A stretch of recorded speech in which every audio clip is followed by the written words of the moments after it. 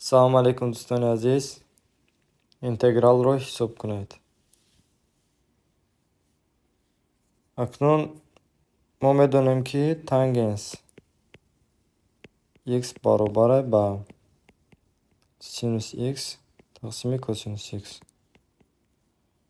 اینجا اینتگرال ما برابر میشه اینتگرال I پی تقسیم 6 تا پی تقسیم 3 ریشه کوسینوس x تقسیم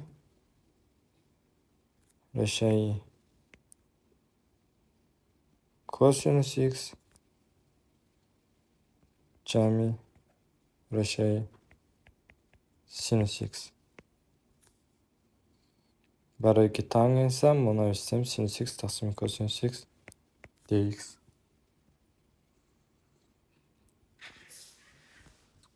اکنون دوستان عزیز یک راهی مشهور است. به جای x اگر که x با p تقسیم 2 تر y اشاره کنیم dx برابر میشه مینوس dy.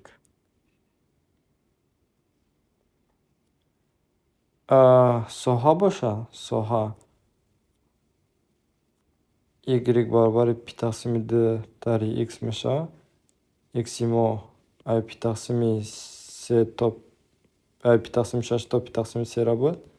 Значит, ساحه y چند میشه؟ پی تقسیم 2 تر پی تقسیم 3 3 تر 2 پی تقسیم 6 پوینده باشه پی تقسیم 3. برای همین اینتگرال برابر میشه اینتگرالی پی از پی تقسیم 3 تا پی تقسیم 6 ریشه کوسینوس به جای x پی تقسیم 2 تر y مانه تقسیم ریشه کوسینوس پی تقسیم 2 تر y جمع ریشه سینوس پی تقسیم 2 تر y. به جای dx مینوس dy میمونه.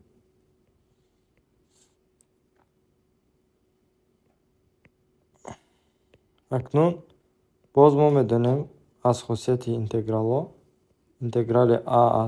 a до b dx برابر fx.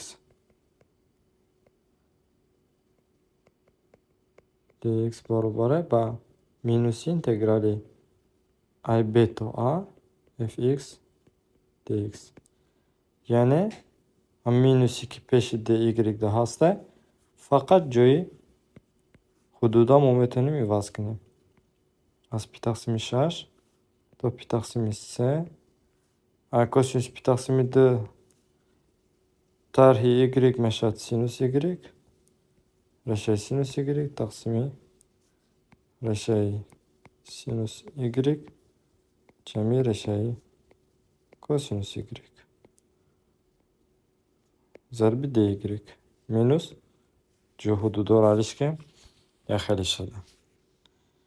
اکنون چه خیلی که میبینیم این اینتگرال قطعی اینتگرال مخرجشون یا خیلی صورتاشون رو جمع کنیم صورتاشون هم خیلی میشه. برای می I جمع I اگر هر دوش جمع کنیم که این قطعی این میشد 2I برابر اینتگرال از پی تقسیم 6 تا پی تقسیم 3 ریشه سینوس گفته مانم که اگر در جای y x خطی عوض کنیم هیچی عوض نمیشه. فقط با جای سینوس y سینوس x در پایین سینوس x سینوس x dx می نویسیم. یعنی که سینوس x جمع کوسینوس x تقسیم ریشه Sinus x taqsimi kam eşeği kosinus x zarbi dx. Ayın başa ikhtisormashad barobari integral az pi taqsimi 6 to pi taqsimi 3 dx. Ayın barobaray ba farqli hududlar pi taqsimi 3 dari pi taqsimi 6 barobaray ba pi taqsimi 6. Mana kun a romevi integralimo pi taqsimi 6 taqsimi 2 pi taqsimi 12'damış. Javob pi taqsimi 12'da. Salomat bo'lishni do'stlar aziz. Like va kommentariy